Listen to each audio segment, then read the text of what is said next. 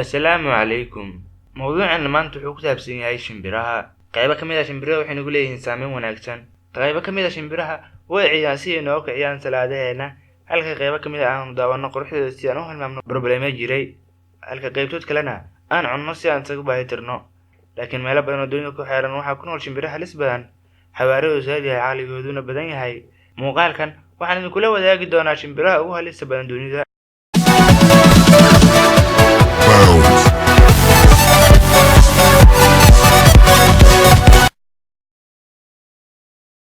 Gumeyska miisaankiisu wuxuu ka badan yahay 1 kilogram, baalashiisuna waxay dhirir ahaan ka dhaadheeyihiin 1 mitir. Gumeyska wuxuu weeraray wiil yar sida muuqaalka uga jeedaan. Sidoo kale wuxuu wajiga ka fiiqday ninkan kale.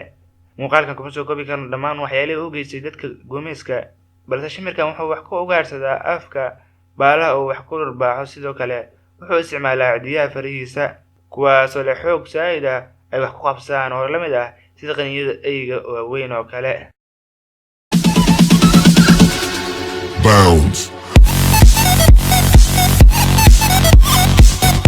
Gorgorka waa shimbir weyn oo dilaa ah oo dunida oo dhan ayuu ku faafay. Gorgorka waaweyn wuxuu awoodaa inuu ugaarsado xoolaha sida ariga iyo xitaa dadka kuwooda yaryar. Sidoo kale gorgorka wuxuu doonayaa inuu ugaarsado wiil yar oo u qaato. Gorgorka wuxuu ka mid yahay shimbiraha ugu halista badan ee dunida.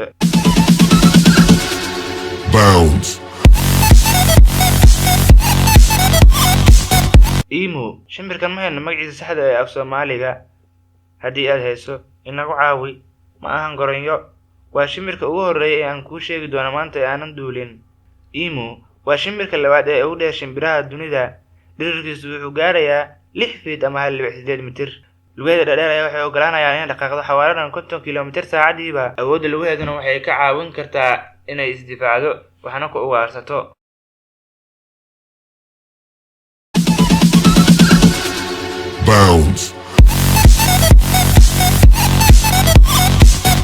Goronyada waxay u yar eg tahay shimbirka emuga la yiraahdo. Waxay leedahay lugo dhaadheer iyo sur dheer sidoo kale. Shimbirkan dhirirkiisu waa 9 feet ama 2.7 mitir. Culeyskiisu waa 136 kilogram.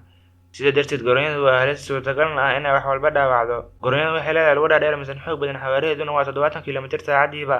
Labadeeda lugood waxay leeyihiin awood dili karta libaaxa iyo dadka. Dhibanaha ugu caansan ee goronyada wax gaarsiisa ayaa ahaa halyaagii muusiga dalka Mareykanka, kaasoo xanaaneyn jiray. Goronyadaas maalin ayay soo weerartay, calooshana ka haraantisay.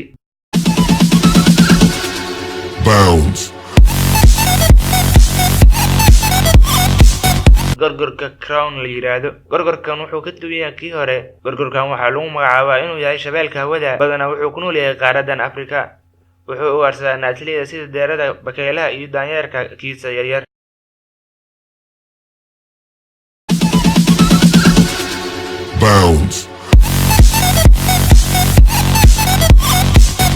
Kaaswari ma hayno luqadda saxda ah af Soomaaliga lagu dhaho. Haddii ay haysan inagu caawi. Shimbirkan ayaa waxaa laga helaa kaymaha kuleelaha ee New Guinea, jasiiradda Maluku iyo waqooyi bari Australia. Shimbirkan ayaa ah kan labaad ee ugu culus adduunka, wuxuuna dhaqaaqaa xawaare dhan 50 kilomitir saacadii. Wuxuu wax ku weeraraa lugihiisa halka cidiyaha farihiisuna ay gaarayaan 10 sentimitir. Wuxuu dilay ninkan oo la oran jiray Marvin Hedges oo ah 75 jir isagoo xanaaneyn jiray. Wararku waxay sheegayaan in ku dhawaaday gurigiisa lana qaaday isbitaalka ugu dhawaa. Ugu dambeyn halkaas uu ku dhintay. Muuqaalkeeni maanta intaas ayuu nagu ogyahay. Channelka aad daawanaysiin waa Burqad Channel. Soo jeediya barnaamijkana waa anigoo Cabdinaasir Cilmi Cabdi.